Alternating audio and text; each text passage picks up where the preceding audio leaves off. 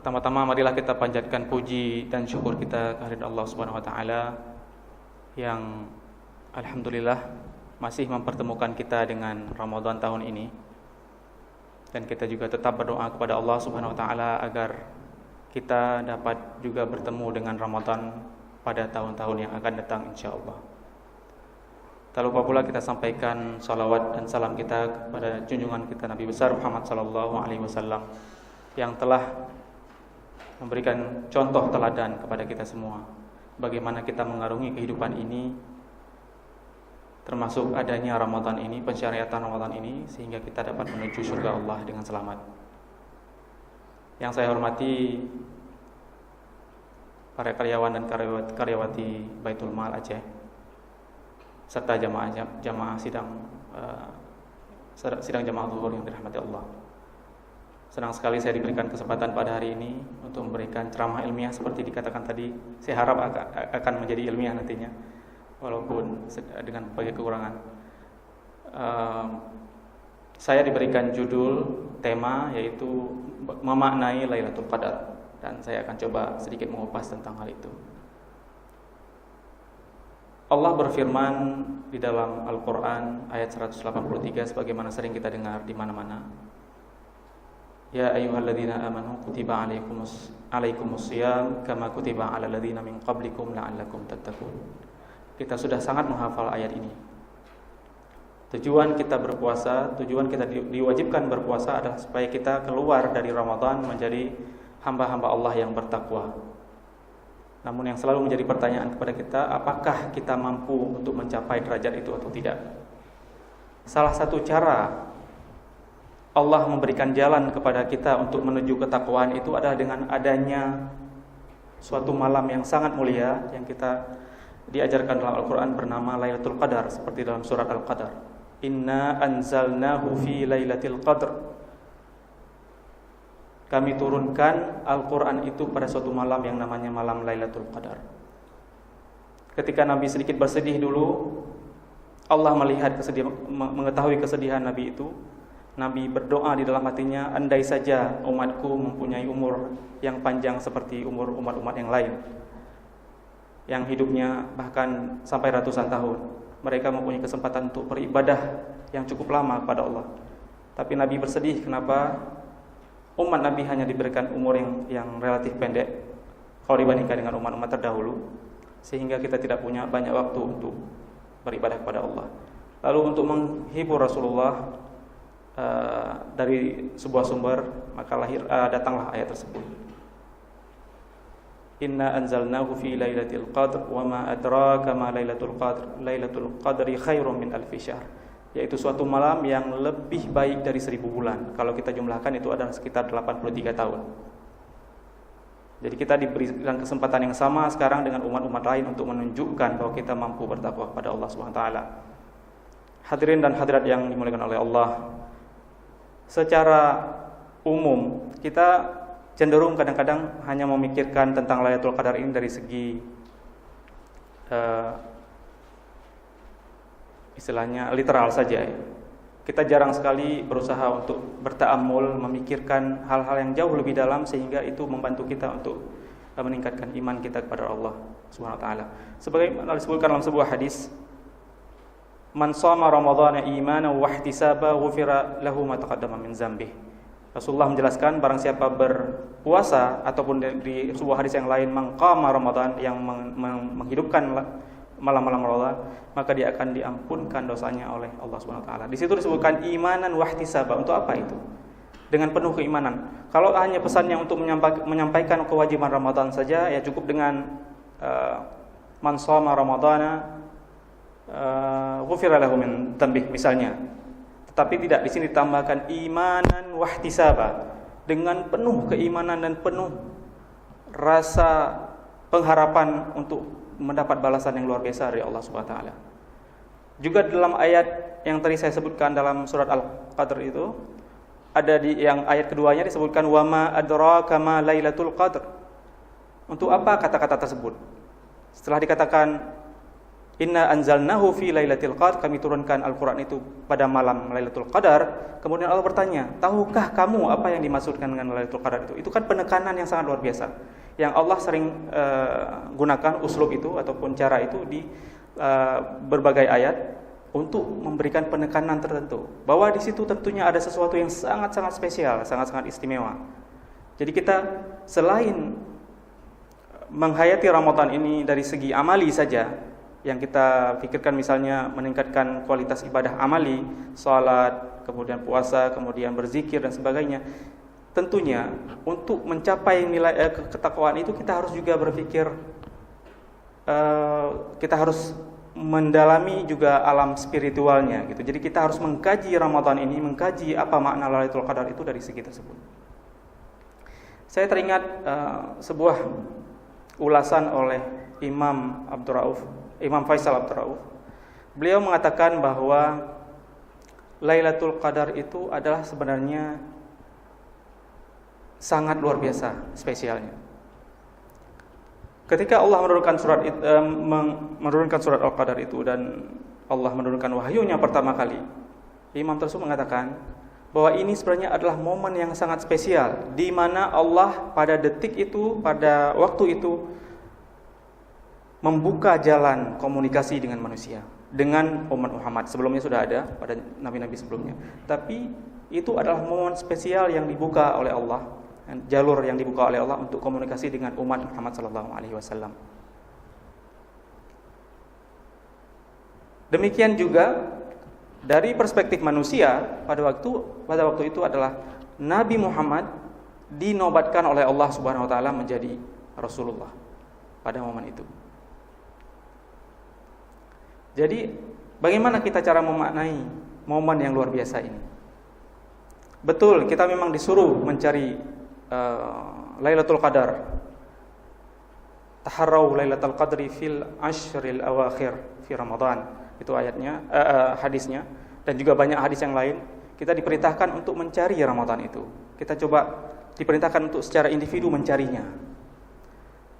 Kemudian ada juga petunjuk dari Rasulullah bahwa Ramadan itu akan sering terjadi pada 10 hari terakhir, terutama yang ganjil-ganjil.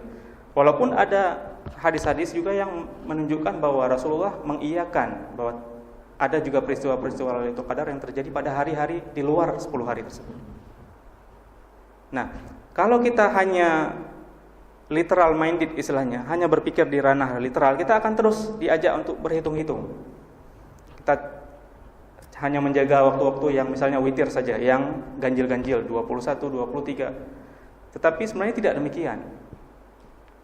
Kalau kita berpikir lebih dalam, kita menghayati momen tersebut, maka kita sebenarnya yang diajak oleh Allah dan Rasulullah di situ adalah untuk menjadi manusia yang berbeda, yang menghargai momen besarnya momen turunnya ayat Al-Quran tersebut kepada Nabi Muhammad.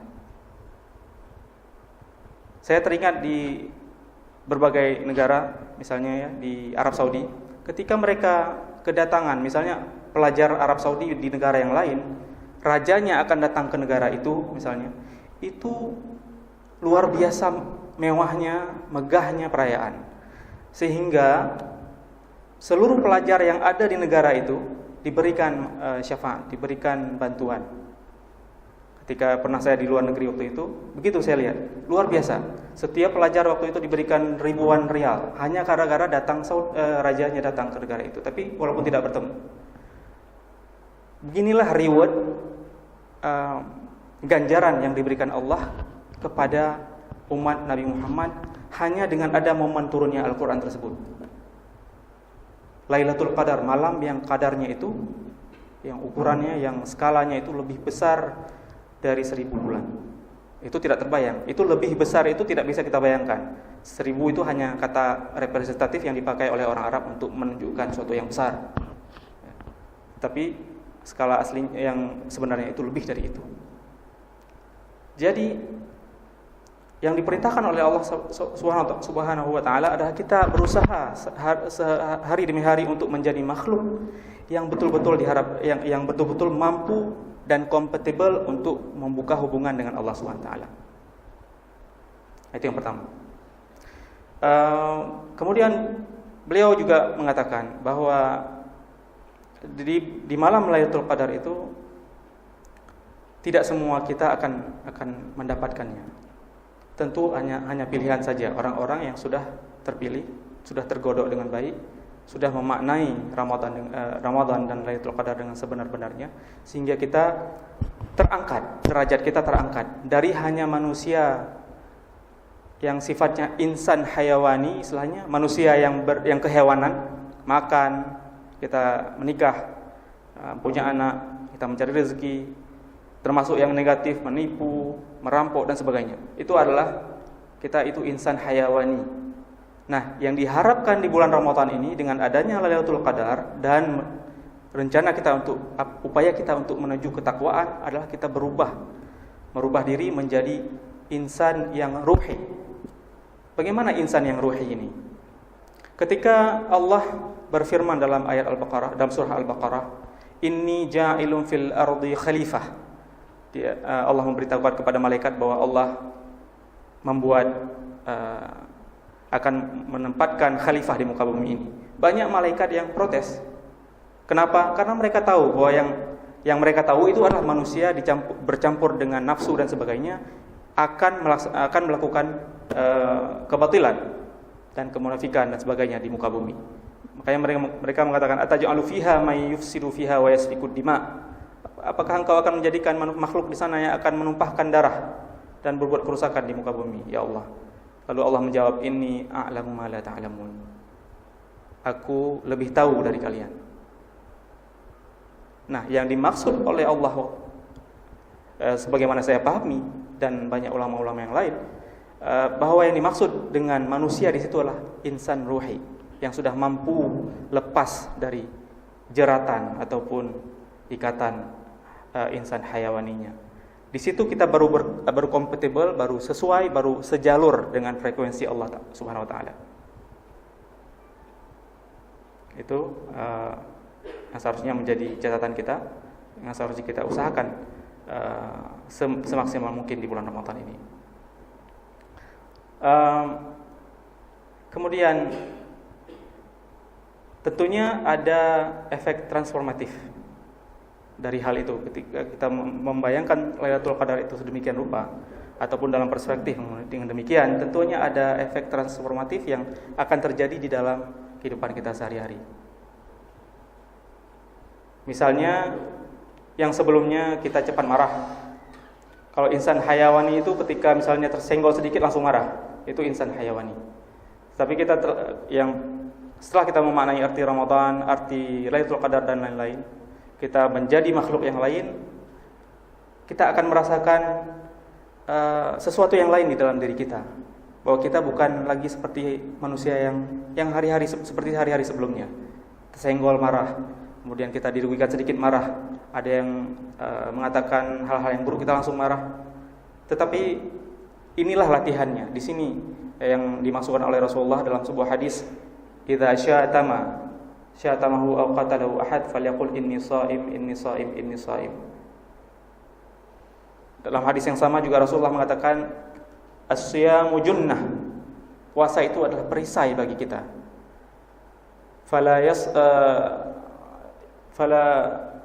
Di situ fala yajhal, di antara fala yarfus wala yajhal. Yarfus itu adalah perkataan yang jelek.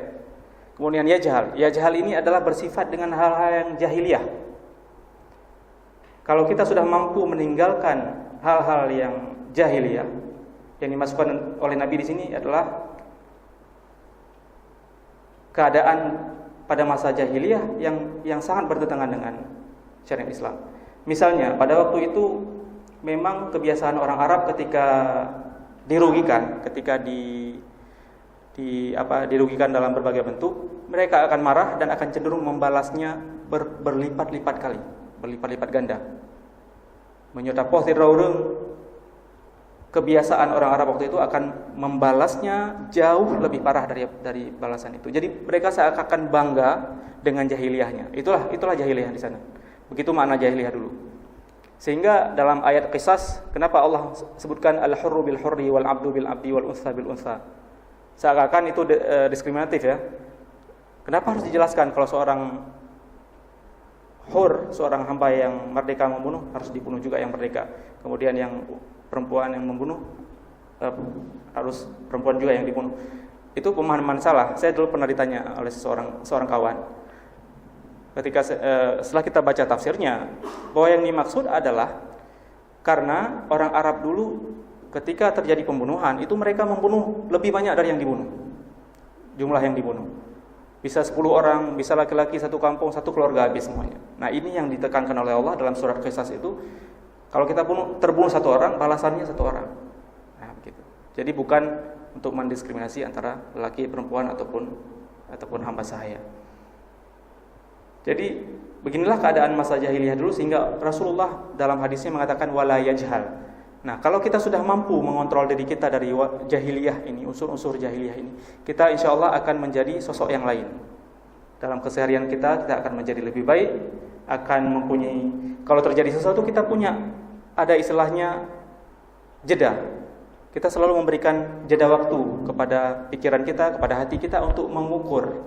Ini kita sedang diuji. Kita sedang berpuasa, sedang diuji, kita tidak pantas marah. Jadi ada, bagi orang yang berpuasa itu ada di situ. Dibanding hari-hari biasanya kita misalnya langsung spontan. Bagi yang gitu ya, langsung spontan marah. Ini yang kita dilatih untuk terbiasa sehingga mampu kita terapkan pada hari-hari yang lain. Nah, akumulasi dari ini semua, dari perilaku ini, diharapkan kita bisa keluar dari Ramadan ini menjadi sosok yang berbeda sama sekali, yang halim. Kalau dalam bahasa agama, sifat jahil itu lawannya itu adalah halim. Rasulullah dulu lakabnya juga halim, yang tidak pernah marah. Rasulullah pernah diuji oleh seseorang yang pada waktu ingin masuk Islam, yang sudah pernah mendengar tentang sifat Rasulullah, tetapi orang itu belum 100% yakin bahwa Rasulullah bersifat demikian. Lalu dia pura-pura menghina Nabi, menghujat Nabi. Ternyata Nabi tidak membalas dan tidak melakukan apa yang dia pikir. Dengan itulah dia masuk Islam. Makanya Rasulullah waktu itu dikatakan bersifat halim.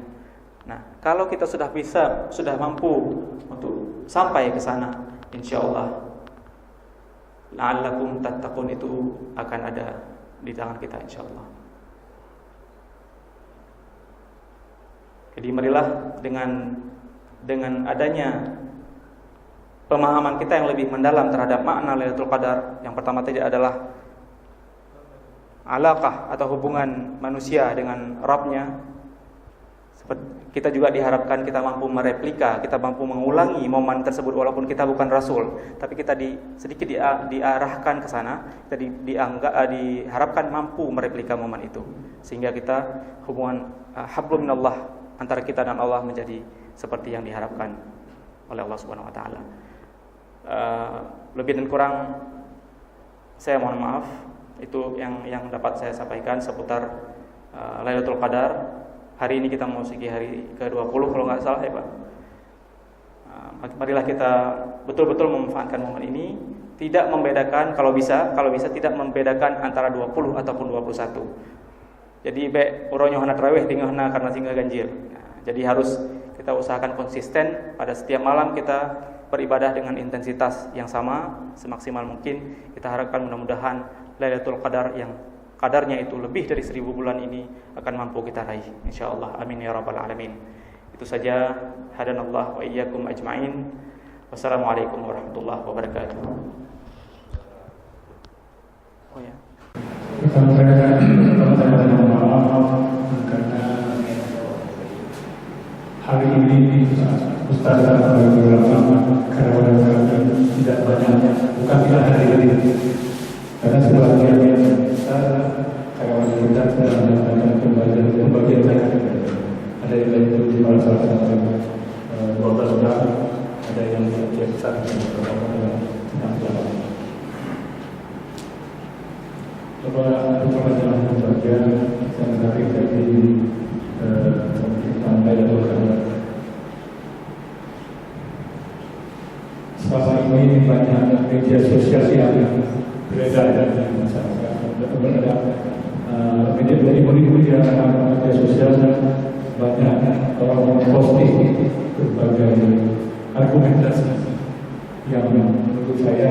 masalah sekarang kita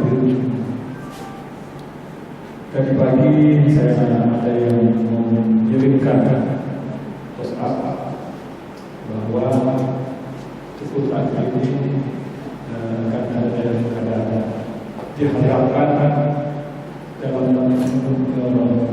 dua fakir ini banyak harus dekat. Kalau kita dekat satu hari ini soal 3 tahun kita dekat. Sama dengan kita menjaga 3 tahun. Mungkin salah satunya itu yang mungkin saya mungkin kali ini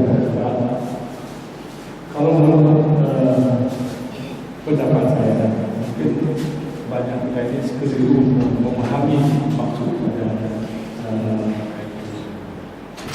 apa itu yang disampaikan oleh kalau kita teliti artinya sebenarnya bukan sama seolah-olah. Kalau sama berarti banyak orang berbuka ini yang sholat tidak mau berbuka ini karena ada kawan-kawan kita sebelumnya ini ada yang menafsirkan malah ada yang berinformasi kalau kita berpuasa misalnya 15 diskusi seolah-olah ada berpuasa lalu dan ketakutan sama-sama berpuasa yang lalu maka kita berpuasa lagi karena berpuasa tahun lalu dan puasa tahun yang akan datang tidak pun puasa lagi maka dia puasa ini tidak puasa lagi karena berpuasa dulu dan ikut bulan puasa tahun bulan oleh karena itu mungkin ada informasi yang lebih positif lebih tidak maknai lagi kita terjebak hal yang menurut kekeliruan yang kedua bulan Ramadan ini sebagai bulan ujian salah satu akhir bulan ini akan diberikan kepada yang sangat-sangat mengkhawatirkan setelah Ramadan banyak orang seolah-olah beribadahnya dengan sekedar tugas aktivitas. Banyak orang kita yang mengatakan bahwa beribadah tidak sesuai dengan ketentuan dan itu. Ada kiat-kiat yang dari Ustaz yang kami sampaikan terjebak itu agar kita bisa beribadah dengan benar tanpa merasa risau dan merasa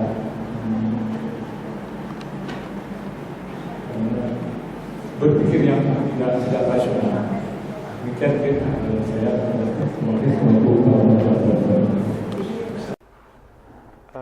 bagus sekali, Matthew. Baiklah, mungkin sejalur Pak ya, seperti apa yang saya sampaikan tadi bahwa kita kalau selalu berpikir literal, tadi ajak berpikir menghitung-hitung, terlalu kuantitatif istilahnya. Yang pertama kita terkesan kikir kepada Allah, sehingga kita memilah-milah ibadah ini begini pahalanya, ibadah yang itu begitu, sehingga kita tidak pernah berhasil dengan kalau berorientasi begitu kita tidak pernah berhasil mendidik diri kita menjadi insan yang betul-betul mukhlis. Yang mukhlis ataupun yang muhsin, ihsan. Pengertian ihsan adalah kita beribadah kepada Allah ka'annaka tarah, kata Allah, seakan-akan kita melihatnya di depan kita, kita hadirkan Allah di depan kita. Fa illam takun tarah, ketika ternyata kita tidak melihat Allah, fa'lam fa innahu yarak, bahwa Allah itu melihat kita. Itu sebenarnya prinsip-prinsip yang kita harus miliki. Terserah itu Ramadan atau tidak, di bulan Ramadan atau bukan, itu prinsip kita dalam hidup. Apalagi di bulan Ramadan. Ibadah puasa ini ibadah yang sangat berbeda. Allah mengatakan ini berbeda dengan yang lain. Ana ajzi bihi. Kalau yang lain itu semuanya kullu amal ibni Adam lahu illa shaum. Fa innahu li wa ana ajzi bihi. Semua amalan itu yang dilakukan oleh anak Adam untuknya sendiri. Tapi khusus untuk Ramadan ini seperti hadiah kita kepada Allah Subhanahu wa taala. Jadi kesenangan Allah di situ. dan Allah yang akan memberikan reward, memberikan pahala kepada kita. Kembali kepada seperti komentar Bapak tadi, betul sekali, banyak orang menghitung-hitung dari segi literal seperti Sya'ban dan lain-lain. Seperti kalau kita melaksanakan puasa, maka seakan kita melaksanakan puasa setahun, maka kita nggak usah puasa lagi karena sudah tercover. Nah, itu contoh-contohnya. Betul sekali, Pak. Banyak sekali kita berpikir di ranah itu. Makanya saya tadi mengajak kita untuk mendalami makna Lailatul Qadar lebih dalam lagi, sehingga kita tidak terjerat ataupun terikat dengan pemikiran yang demikian. Terserah kita mau sholat 20, 23 ataupun 11. Terserah kita mau zikir berapa kali, terserah kita mau menjaga adanya Lailatul Qadar itu di tanggal 21, 23, 25, 29 dan lain-lain. Itu adalah kiat-kiat yang diberikan oleh Allah. Bukan batasan-batasan. Seperti saya katakan tadi, ada juga Lailatul Qadar yang diikrarkan oleh Nabi berada pada awal-awal Ramadan. Jadi itu adalah kiat ataupun kisi-kisi ya kalau dalam istilah akademis. Yang kita tidak harus terjerat dalam ranah itu. Kita harus berpikir jauh lebih dalam. Kita ini memang diperintahkan Allah untuk menyembah Allah. Dalam surat apa ya?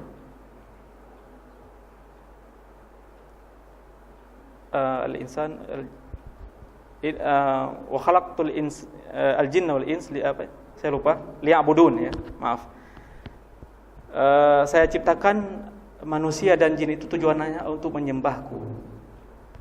Bagaimana kita mau menyembah Allah tetapi kita tidak kompatibel, tidak setara, tidak satu frekuensi dengan Allah.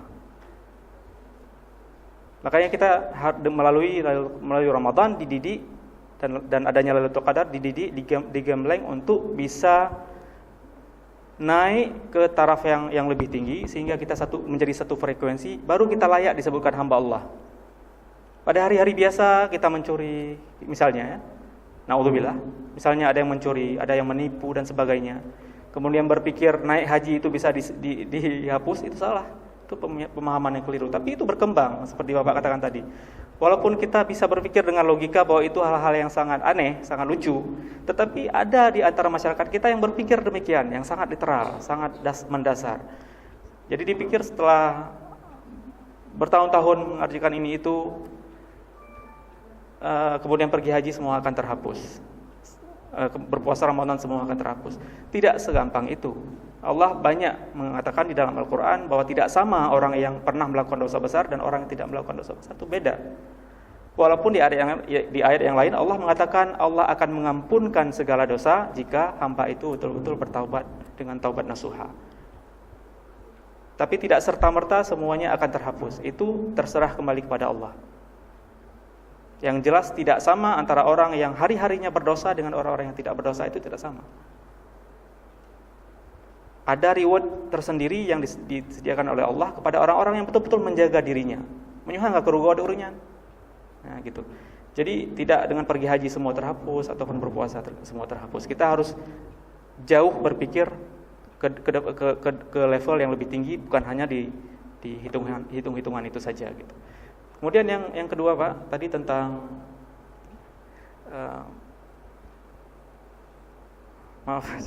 kedua tadi itu tentang apa Pak ya? Yang poin kedua tentang setelah Ramadan, ya, setelah Ramadan. Banyak orang otomatis setelah hari raya langsung seperti lagi mati lampu, balik aja lagi Nah, itu memang sering terjadi. Kembali kepada ayat hadis yang saya sebutkan tadi, man shoma ramadhana imanan wa ihtisaba, berarti orang tersebut tidak berpuasa dengan imanan wa ihtisaba. Dia tidak sungguh-sungguh berpuasa. Jadi merasa bahwa puasa ini sebenarnya adalah beban bagi dirinya. Yang biasa warungnya kahanju, merukuk kahanju dan sebagainya. Orang-orang yang tidak berpuasa dengan penuh keimanan tadi itu otomatis ketika selesai Ramadan dia akan kembali seperti tabiatnya semula. Tanpa memang otomatis. Karena yang gepreh-gepreh Pak Janabih. Jadi bagaimana caranya? Seperti Bapak tanyakan tadi, caranya adalah dengan betul-betul seperti saya katakan tadi, kita betul-betul menjiwai makna Ramadan. Ramadan adalah ibarat saboh bejana, tapi kalau bejana itu tempat, space, ada tempatnya. Tapi ini adalah waktu. Di dalam waktu itu ada titik. Itulah Ramadan, di situ ada Lailatul Qadar. Untuk sampai ke sana kita perlu menjadi sosok yang lain, yang bukan kita yang bersifat hayawani, yang bersifat seperti sifat-sifat hayawan pada umumnya. Kalau kita mampu menghayati itu, memaknai itu di bulan Ramadan, betul-betul melatih diri untuk demikian, menyona urumenge hana serta merta bengeh li. Itu karena jeda bacut untuk mikir. Inni shaim. Inni shaim itu sebenarnya yang banyak orang salah pahami juga, Pak. Dalam hadis itu bukan kalau ada yang mencaci kita ataupun mengajak kita untuk berkelahi, bertengkar, katakanlah inni shaim, bahwa saya berpuasa. Tapi sebenarnya bukan kita katakan untuk yang mengajak kita berantem itu yang sebenarnya. Akan lebih bermakna jika itu kita artikan untuk diri kita sendiri. Faqul inni shaim itu untuk diri kita. Ayo tenang. Ini dia sengaja memancing kita. Kita katakan pada diri sendiri, ini shaim, saya puasa, jangan sampai saya terpancing. Itu sebenarnya. Bukan kita katakan kepada orang lawan kita itu, mama lu puasa, ben polu kanunan masuk ji. Tapi kita katakan pada diri kita sendiri, ini shaim, untuk betul-betul mengikat diri kita. Jadi kalau terbiasa dengan hal itu, setiap apapun yang kita lakukan, kita akan mempunyai jeda di dalam pikiran, dalam hati kita untuk mengakses, untuk memikirkan apakah hal itu baik atau tidak. Nah, dengan terbiasanya kita melakukan hal itu, insya Allah kita doakan, kita harapkan walaupun susah sekali, setelah Ramadan kita akan mampu walaupun sedikit menjiwai hal-hal itu, mempraktekkan hal tersebut di luar Ramadan. Kalau kita masih mampu sesempurna Ramadan, alhamdulillah. Tetapi kalau tidak, minimal kita berusaha keras. Walaupun dengan banyak yang tantangan setelah Ramadan, kita mampu masih menahan diri kita dari hal-hal itu, sehingga kita tetap menjadi sosok yang bisa berkomunikasi dengan Allah, sosok yang bisa sedikit banyak menjiwai makna pertemuan ataupun wahyu Allah ketika diturunkan kepada Rasulullah SAW. Jadi demikian, lebih kurang. Menyena yang lain. Sehingga kita menjaga sholat kita, menjaga puasa kita, menjaga ritual ibadah lainnya, itu tetap terlaksana. Tapi tidak jarang kita juga sering tidak berhasil menghidupkan sisi spiritual kita pada saat kita menjalankan ibadah. Sehingga kadang-kadang ritual yang kita jalankan seperti sholat, puasa, sedekah, ibadah lainnya tidak mampu menjadi pengendali perilaku kita, tidak mampu mengendalikan ucapan-ucapan kita, tidak mampu mengendalikan pikiran-pikiran kita. Jadi yang ingin saya tanyakan, bagaimana cara kita melatih diri untuk menghidupkan sisi spiritual kita sehingga hati, pikiran dan jiwa kita terkoneksi kepada yang Maha Pencipta. Sekian, terima kasih. Assalamualaikum warahmatullahi wabarakatuh. Pertanyaan yang cukup bagus. Mungkin ini juga pertanyaan kita semua di sini, dan mungkin semua Muslim juga mempunyai pertanyaan yang sama. Banyak sekali tantangan kita hadapi di dalam kehidupan, sehingga kita kadang-kadang tanpa kita rasakan diarahkan oleh lingkungan untuk berbuat sesuatu yang tidak kita inginkan secara batin.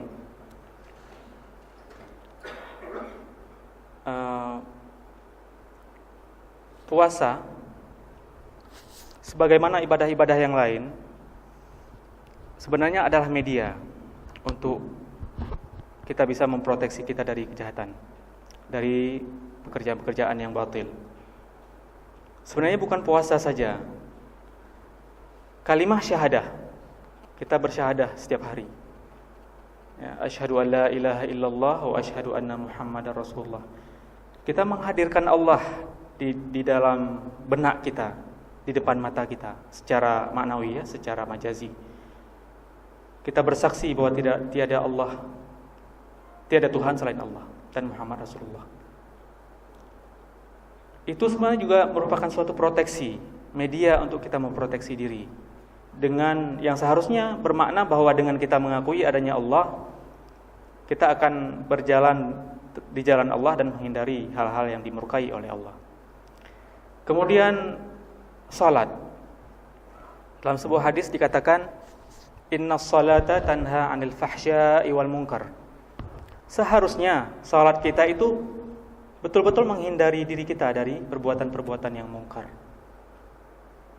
Tapi dalam keseharian apakah itu terjadi? Sembahyang cupeng, ya kan? Na'udzubillah. Tapi di berbagai konteks banyak kita temui itu. Bahkan maaf cakap, urung-urung yang mengaku beragama, mengaku saleh, berpenampilan cukup meyakinkan, kadang-kadang malah urungnya yang berbuat kesalahan, yang lebih parah dari orang-orang awam.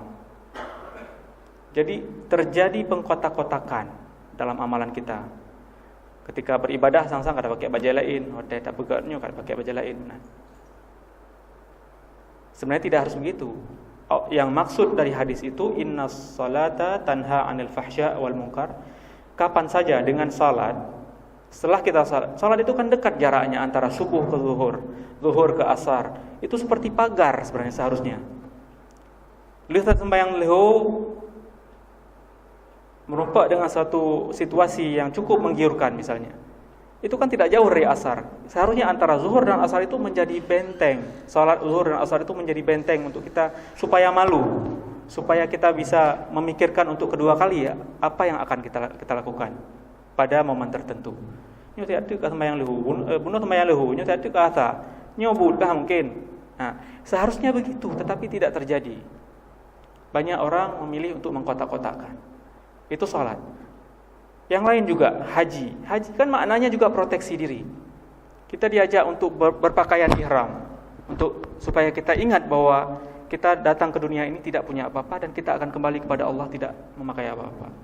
Hanya ada pakaian ihram, kain kafan.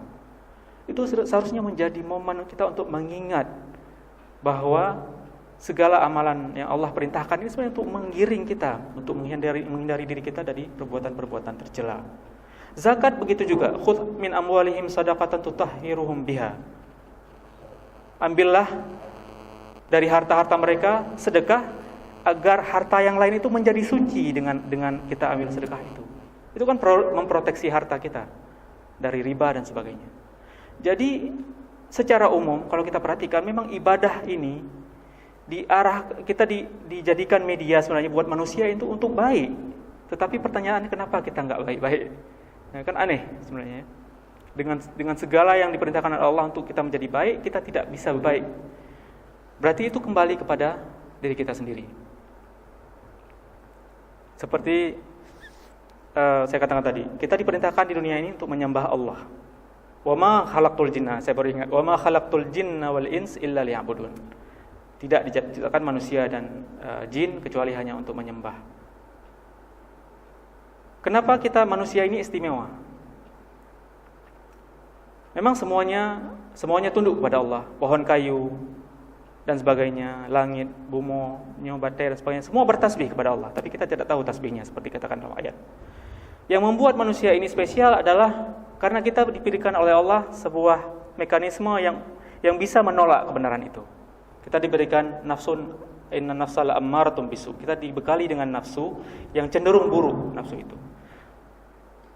Dalam keadaan begitu, kita diserahkan kepada kita sendiri. Kita mempunyai kecenderungan baik dan kecenderungan buruk.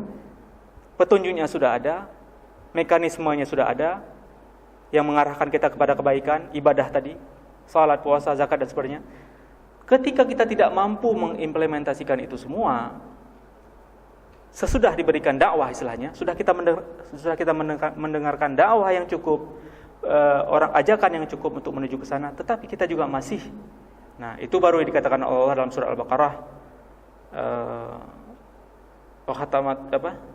dikhatam hatinya.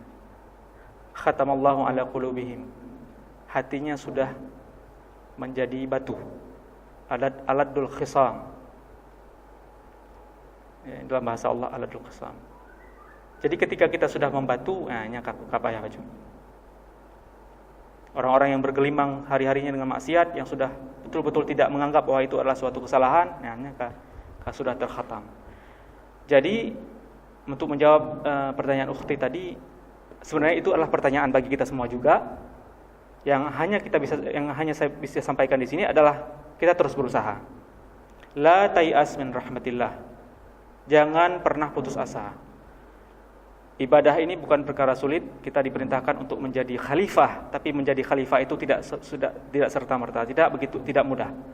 Ada usaha-usaha yang cukup berat yang harus kita alami untuk menuju ke sana. Kalaupun sebagian besar manusia tidak bisa menuju ke sana, ya sudah begitu. Berarti itu orang-orang yang mempertimbangkan ataupun orang-orang yang lebih menitik beratkan kepada kehidupan duniawinya ataupun lebih memberikan jalan kepada nafsul ammarahnya untuk bertindak. Tapi kita tetap berusaha semaksimal mungkin dengan berbagai media yang disediakan Allah, puasa, zakat dan sebagainya untuk membentengi diri kita sehingga kita menuju ataupun bertransformasi menjadi manusia yang lebih baik ke depan. Mungkin itu saja, sister. Ukhti yang dapat saya jawab. Kalau ada pertanyaan tambahan, walaupun tidak sempurna, nalah yang muncul Pak.